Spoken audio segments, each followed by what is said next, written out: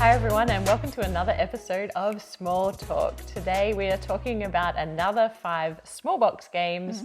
We are Amy and Maggie of ThinkerThemer. I'm the thinker. This is my wonderful fiance, Maggie the themer. And first of all, we want to say a big thank you to the warm reception we had on our last video, our special announcement about our 6 months, our 4,000 subscribers, and our YouTube channel membership. Thank you to everybody who joined the channel membership. It's been a lot of fun so far creating that little community. And as you know, we don't ever take any money from publishers. So that truly is the single way that we are trying to sustain and support this channel. So thank you so much for becoming a member. If you're watching this and you're not yet a subscriber, please hit subscribe and hit the notification bell so you can find out when our videos launch. But the way that we work for Small Talk is to have some frequently asked questions. Yes. Actually, they're not so much frequently asked, but they're like just one-off questions. Someone once asked. Someone one time asked, and we're going to answer those questions. Now, we've got a few to get through today. If you're not interested to hear us ramble on about things that may or may not be game related, please use the timestamps. Use the timestamps, find the games. But for those who are interested, I have a few questions here for you, Maggie. Maggie does not know what the questions are beforehand. This is fresh. So Claire writes to us from the UK and she has not been to Australia. And she said if you were coming to Australia as a tourist, what would be the top experiences that we would recommend? Ooh. Now you've been there because you are not from Australia. I came as a tourist. We'll definitely have to visit Melbourne because Melbourne is just... I mean, we're from Melbourne and there's a bit of a divide between people from Melbourne and people from Sydney. Yes, but Melbourne is beautiful. But Melbourne is better. So much culture. So much culture and just the whole area of, where the river is and the sort of CBD, like all of that riverbank is, South Bank is really beautiful. Make sure that you see the fire... what would you call that? It's like that. It's not an installation. It's kind of like sculptures of the near the casino. Near the casino. Yeah, that's pretty cool. So there's quite a lot of. Look, I would argue though that if I was a tourist, I would say Melbourne is a really nice place to live.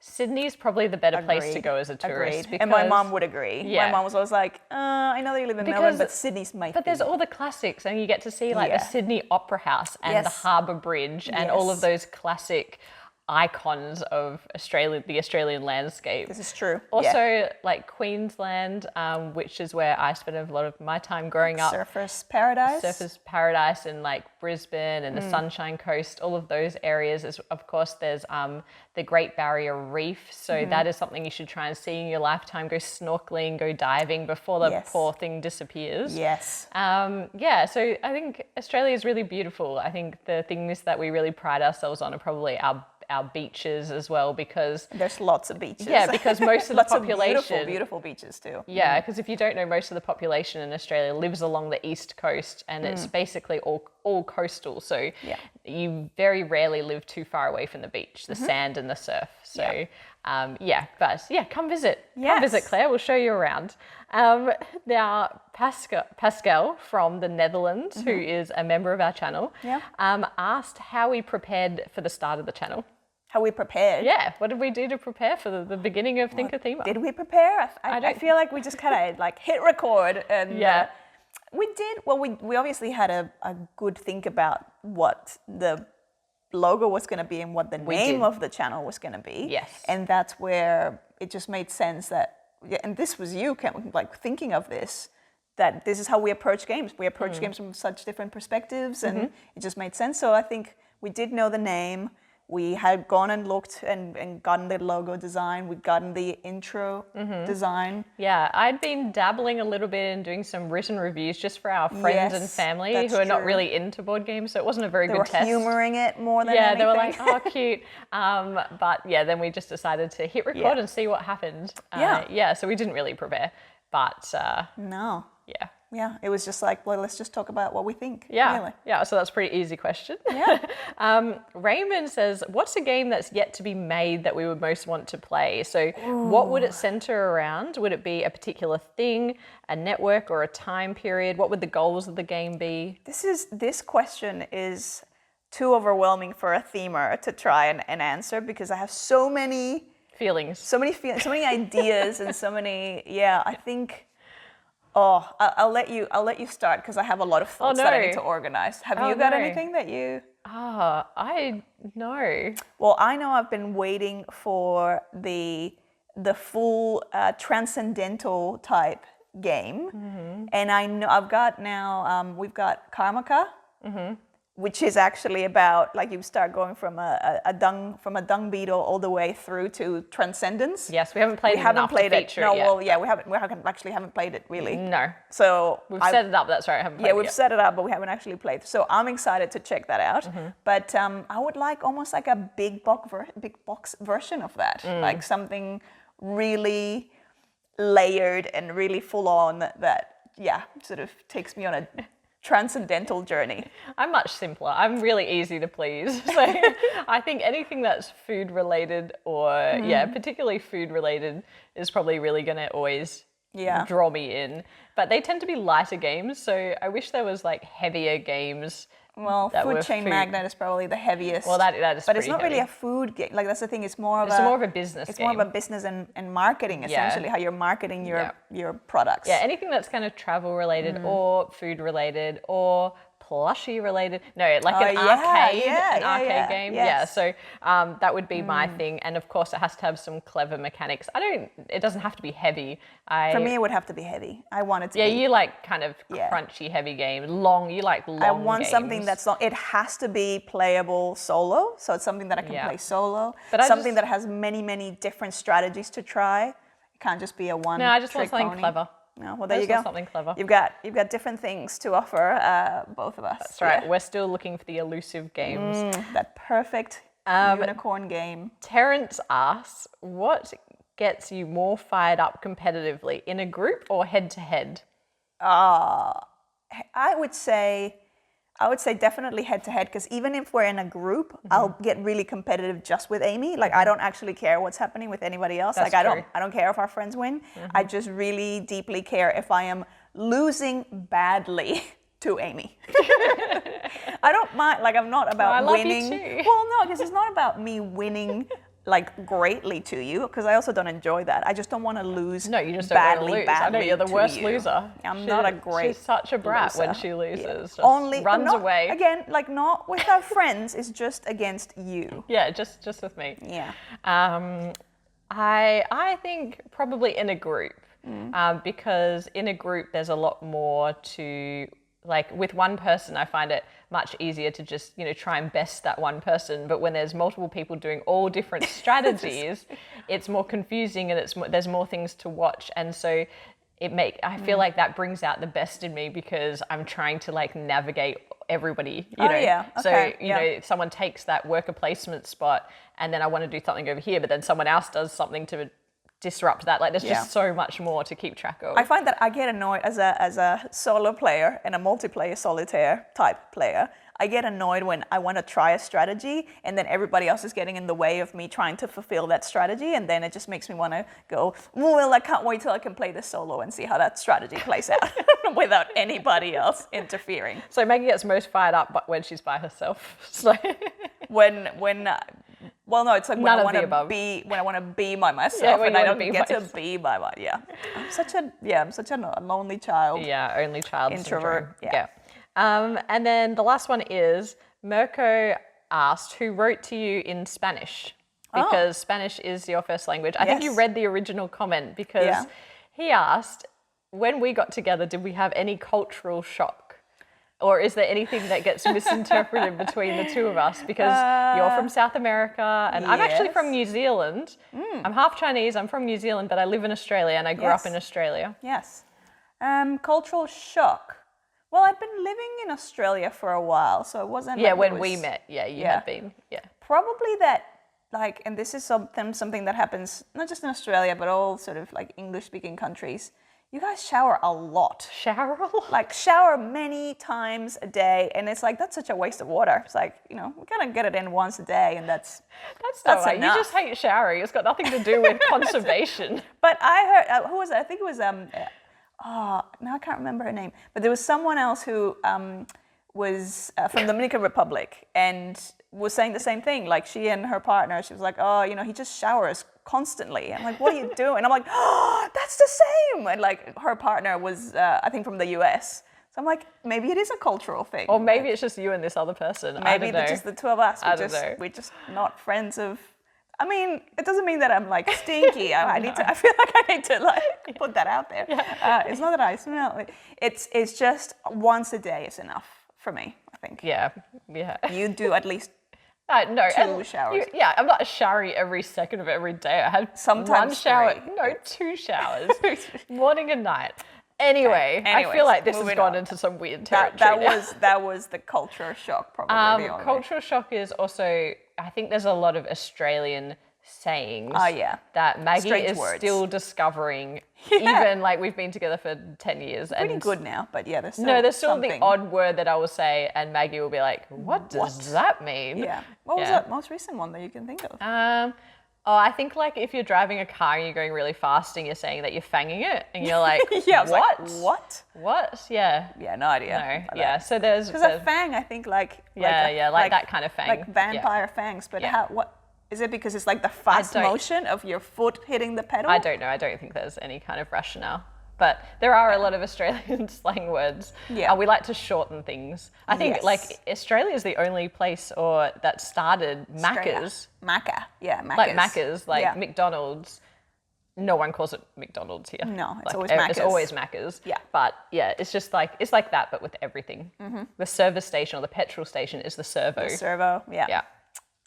So I think you're pretty good, but there's still little things like that. You'd hope. But after other 15 than years that, living here. Yeah. Other than that, no, we don't have many cultural differences. Yeah. Anyway. All right. So let's get to the games. Should probably talk about some games. Let's talk about do some games. All right. What's the first one? The first one is the only roll and write in our collection that Maggie actually enjoys. I really enjoy this. Yes. It is Ganz schön clever, or that's pretty clever. Abstract. There is absolutely no theme whatsoever. There is but no I theme. I really, really enjoy this. Yeah, and I'm quite surprised that Maggie really enjoys this one because me too.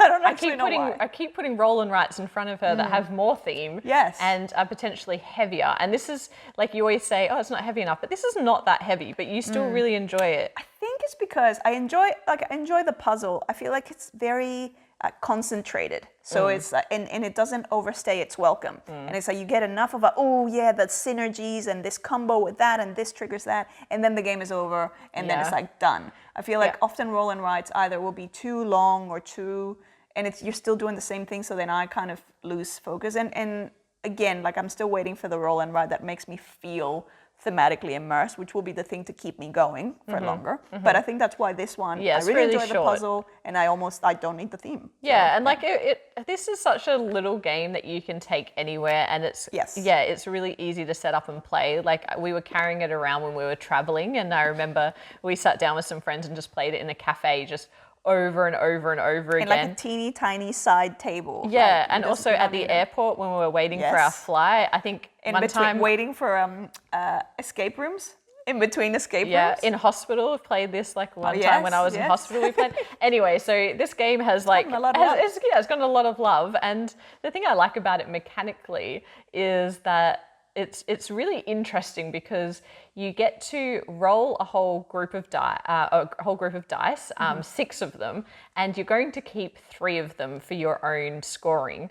But what you do is you roll all 6 of them and then you choose one. But the little catch is that any die that is lower in value to the one you selected gets kind of discarded and is no longer going to be available to you. So you really want to get a higher die value because you're going to get more points for it, but then you're kind of leaving it less open to be able to get the die that you really want in the next roll, because then you'll be re-rolling, taking another die, re-rolling again, taking another die, but at each of those times you're scrapping all of the die that are lower than yours. And then the other good thing about it is that even though you're the active player and rolling the die, there's a passive action where all of the other players get to choose one of your leftover die to use on theirs. So on their little board. So that's really cool. I also like the way that it combos up really quickly. Yes, it's very satisfying. Yeah, there's all these different tracks. A whole bunch of combos, and then you're like, and then I get this, and then this happens, and then this happens. Yeah, so that's a really fun little game. It has got a lot of time traveling around with us. Yeah, that's Ganz schön clever. Yeah, and we have not played the sequel. No, we have not. No, twice as clever. Is that what it's called? I think that's what it's called. Yeah, we haven't played it. We've only played this one, but we'd be keen to check that one out. But Yes. that is gosh darn clever. It's actually pretty clever. Yeah. All right, so the next game is the Bloody Inn. Now, this game has probably one of the darkest themes I've come across. Well, how did we come across it? This was actually, I had seen it before in stores, and it caught my eye. Like, the artwork really had caught my eye, and I don't know why I hadn't gotten it before. But it was when we did the top 10 unique themes Yes. with Board Game Ramblings. Won't tell you where it was on their list, but we did a collaboration with them. So check out that video if you haven't checked it out already. But we decided to pick it up after hearing them talk about it. Exactly. So the theme of this is you are an innkeeper. So you're running this motel or inn by the side of the road, and you're trying to be the innkeeper that ends up with the most money by the end of the game. Sounds good so far. But the way you make money is mostly by killing some of the guests that stay with you and then robbing them. I don't know why you can't just rob them and not kill them. But it's a very convoluted sort of, you need to recruit people to be your accomplices. Then you also have to then kind of recruit them to help you with the murder side of things, and then recruit them to help you bury the body. And then that's when you can kind of get the money. It's an incredibly dark theme, and it's not going to be for, not even everybody, but for a lot of people. I was just really drawn to the artwork. So I'm like, I need to try this. And it's it's sort of card-based. What would you call the mechanic? Well, it's multi-use cards. Multi-use cards, Yep. Because you need to spend cards to do actions, but then you also need certain types of cards to be able to bury people. And Correct, there are police as well, and there's lots. So you're using them exactly. So you're using all the cards as accomplices and So one of the things that I did theme-wise is, and I played this solo as well.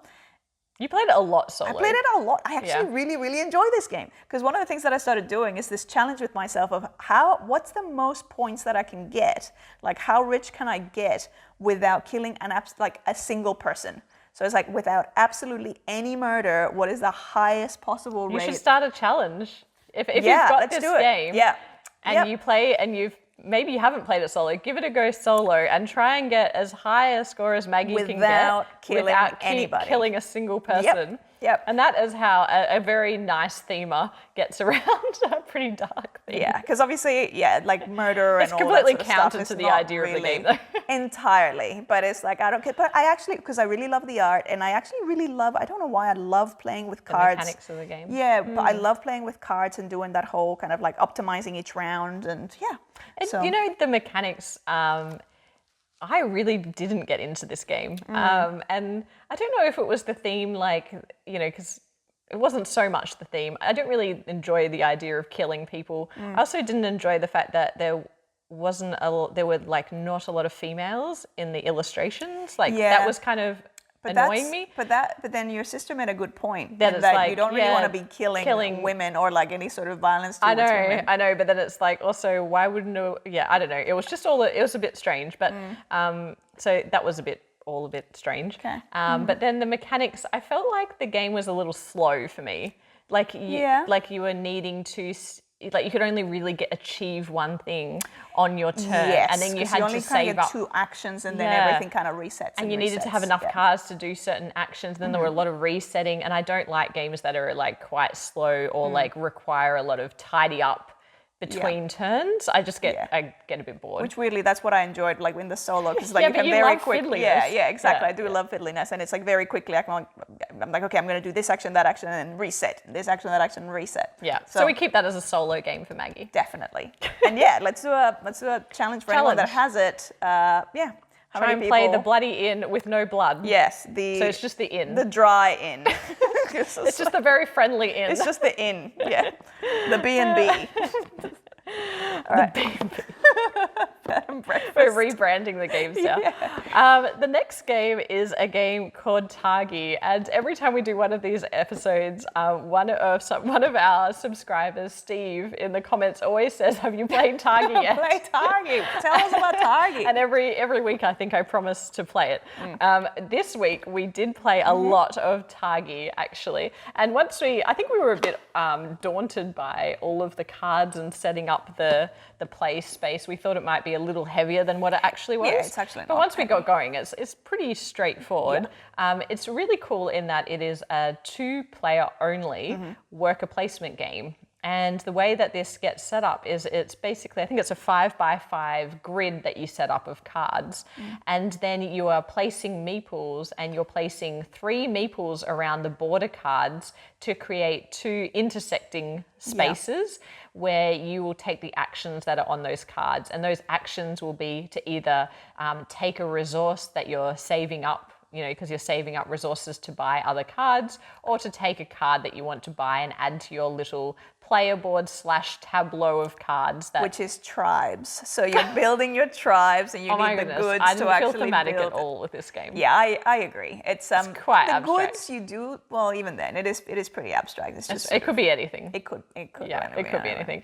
And you're building out your own personal set of cards, which give you either benefits that you can kind of have along the way, or some end game goal that gives you different bonuses. But basically it's a lot of resource management where you're trying to not only work around your opponent in terms of getting the resources that you need, but then saving them and using them at the right time for certain cards. I think it's a lot of game in a little box. I think that's what people actually really like about this game is that it's quite heavy and crunchy for what it is, like the small box. And Cosmos Games does a very good job of that, like lots of great little 2-player, heavy-ish games. This one is really interesting. What did I think of the game? I really thought it was quite clever the way that it worked. For me, I don't like to read a lot of text on cards. Yes, there is a lot of reading. There's quite a lot of reading. The tribe cards and their special ability that then you gain from them. Yeah, and like another game that we played recently, Red Rising, if you watched that review, that I thought I wouldn't like because there was a lot of text reading, but actually you get to know the different what were the casts? Like the colors. Casts, and so you can kind of almost guess or kind of know what they do without having to read all the text. In this, it was even hard to distinguish between cards that gave you an end game goal and cards that gave you a benefit along the way. And so I found like sometimes I'd miss those benefits. At one time I even missed like some end game scoring points because I just forgot to reread that card. So I felt like I wish it was a little lighter on the reading. But otherwise, I liked it. We played it quite a few times over a few days. Fun is it to play it over and over? Over and over. It was pretty, easy to set up, easy to replay. But probably I would look to get the expansion because I feel like the replayability, it might play itself out. Yes, I agree. Yeah, I would agree with that. Yeah. Anything else you want to add about Targi? Targi, I really love the concept. I really struggled with figuring out the intersections. You did. Yeah. That is not how my brain works, I learned. The grid. The grid to figure out the intersection points, which is essentially then what the action or the good that you're going to get or the action that you're going to take. That's not my thing. I think it's interesting because then as you remove your meeples and the intersection markers, you can kind of take those actions in any order. So for me, the most fun was thinking through the strategy of when and how I activate each of those cards. But that's a good little 2-player game. That's Targi. Oh my God, I really want to talk about this one. Oh my goodness, here we go. Okay. I'm going to lean forward. I have to lean forward as well. Because, so that you stay in focus. Otherwise the camera will be like, I'll give Amy the focus. It could just be me. I'll go in the back. I'll blur you can blur out. No. Remember Our Trip by Sashi and Sashi? This is one of my favorite small box games that I've played in a long time. You lost it. I really did. And it actually legit loves this so much. I really do love this game. And it's not the most complicated mechanically. Not at all, yeah. I just love the premise of it. And for those of you out there who keep calling me a closet themer,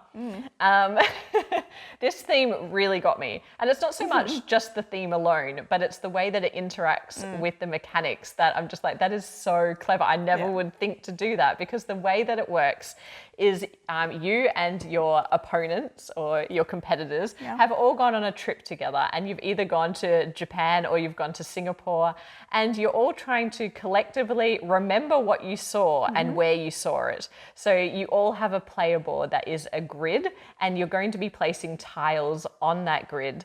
But there's also a common player board that sits in between you all, and that is the true memory. So this is the facts. This is, that building was there was a restaurant over there, and the monument was down in this corner. So you're trying to piece together the correct picture or the accurate memory. And the way you do that is you're drafting tiles, and the tiles are a single square. So you're not drafting full polyomino tiles. You're drafting these small squares, but once you place them onto your player board and you get enough of them to create a shape that is a building that is 3 pieces that looks like a polyomino tile shape, it kind of locks in that memory and it becomes true on the center player board. And so once I've achieved that shape and it goes onto the actual memory, then the only way the other players can score that area now is to recreate that building that I've said, well, that was there and I remembered it first, so that's what, that was there. You either match it or you lose. Yeah. And when you're drafting the tiles, also every round there is a different memory card that gets revealed that shows you the pattern in which you have to place the tiles. So that makes it a bit harder, because even though you're getting 3 tiles at a time, this time you have to place them all diagonally or on the off corners or whatever the case may be. And then you're trying to create these shapes. Then towards the end of the game, you're trying to recreate other people's memories that they have on their board, because you're trying to reflect the accurate picture. Yeah, from the center. There's also on your player board, there are 4 spots where people have taken photos. And so we know that there was a restaurant there. You've got to make sure that you get to a match restaurant at least that block. Yeah, because you know, photos are the receipts. We know that was there. That's right. Correct. Yeah. So I just, you know, it's a polyomino tile game, and it could have been the most boring polyomino tile game. True. But they've put this theme on it that interacts so well with what you're doing that it creates all this like fun banter around the table. It's really cute. Like, it's not stressful at all. It feels really pleasant as well to play it. Like, but it's quite, you know, we were kind of teasing each other when we were playing. We're like, oh no, I'm pretty sure there was a restaurant here, you guys. You know, or I'm pretty sure this is where the building was. It's like, no, I think it was over here. Was it behind the park? And just like the banter and the chat that went on while we were playing it. It's the kind of game that you can play with a cup of tea. It's perfect for just low key, low stress. We played it at 3 players. Yes. So we didn't actually play this at 2 players. No, we didn't play it 2. But I imagine it would scale pretty well. I just think the more people that you have in the game, the better the drafting is, because you'll have more you have more choice. That's right. And I think at 4 players, it would become even harder, because with three players, there was always some leftover tiles. So that last person who went last still had a choice between 2 sets of tiles. Whereas if there was 4, that last person would be really left with the dregs. The dregs, is that an Aussie word? It is. I think so. I don't think I've heard it before. No, I think that's an Aussie word, the dregs or the leftovers. So that is Remember Our Trip. I'm a huge, huge fan of this game. I really enjoy it. I think it's really cute, and it puts me in a immediate good mood. Like, when I'm playing it. Yeah, it was really great. This is actually by DLP Games. This is the distributor for this. But yeah, fantastic game. Remember Our Trip. And the final game, the cabinet, the Whatnot cabinet. Steve Finn, he has been on a roll making games, hasn't he? We've been reviewing a lot of his games. Yes. This is a Kickstarter that recently came in. Yes. Beautiful artwork. I believe it's Beth Sobel. Yeah, of course it's Beth Sobel. Of course it's Beth Sobel. So beautiful artwork. In the Whatnot cabinet, you're trying to put together a cabinet of a collection of whatnots. Of just random little things. You basically just resaid the title. Well, it is what it is. It's a very descriptive and accurate description of what the game is. So you have all sorts of different trinkets and collectibles. So, you have shells and animals and leaves and bottles and things like that. And so you're going to be getting points for the combinations that you do. So either for getting them all of the same. I think one direction is color and the other direction is Yeah. type. Yeah. So on the column, you want to get all of the same colored items, Yes. and on the rows, you want to get the same type of item. Yes, so for example, I just swapped to Spanish. Por ejemplo, that happens very rarely, but it does sometimes, like a brain fart moment. But for example, you might want to have like all the blues on the one column, and then you might want to have all the shells on the kind of horizontal. Yeah, and so in that way, it reminds me so much of Calico. Yes. It is like a simplified version of Yeah, because it's Calico. like the pattern and the color. That's right. Yeah. So and you have more time to do. Well, actually, it's kind of the same because you're drafting tiles and you're placing them, and you're hoping not to mess up your board by having to draft something that you don't need and put it somewhere that's not going to score you points. But I think it's really interesting how the columns and the rows score points. I love the way Steve Finn always has some kind of little twist on like how things score. That is one thing that like I just find so impressive in terms of his games, is how every game mechanically is so different. It's so different. Yeah. It's not like you go, oh yeah, this is the same kind of mechanic, just redressed. Yeah. And it's like they're always quite different, and I think that's very impressive. Yeah, I actually really like this game. We were kind of like, oh, it might be a bit light for us, and then we were playing it 3-player, and then we finished it, and we're like, let's play that again. Yeah. And then we played it again, and we're like, oh, okay, one more, and we just like kind of kept going with it. It's really nice. It's much lighter than Calico, I would say. I would agree with that. Yeah, yes. I think that it's much simpler. I think it would be a good one to play with maybe younger kids as well, because you can just focus on getting all of the same color in columns. Because it's either all of the same or all different. I think are the two the two conditions where you'll score points. Whereas if you get a mix of those two things, like if you get two of one color, then you get 0 points. But then there's also these other, like, what do you call it, like a communal goals, or actually no, it's a race objective first to get that objective, and they can be really all over the place. So again, it does feel, you're right, like it does feel a lot lighter and more accessible than Calico, even though I wouldn't say that Calico is a difficult game, because you can kind of scale it to make it harder or easier for yourself. Yeah, but Calico is quite a brain burner, and I felt like this was like taking a slice of that puzzle, but making it a bit simpler and more accessible. So probably less emotionally frustrating,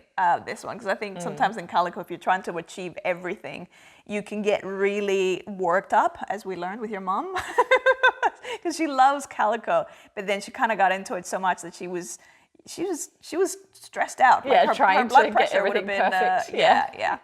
So so I feel like with this one, because is it because there's a bit more? No, there's a lot of luck in Calico as well in terms of whether or not you're going to get the tile. Yeah, it's pretty similar. They're very that. similar. I think it's just like a much more condensed puzzle. There's like fewer spaces. I think it's a shorter game. It is a shorter game, which I actually do like as well. Yeah, and your brain doesn't have to do as much gymnastics because it's only colors in columns, different shapes of items in the rows.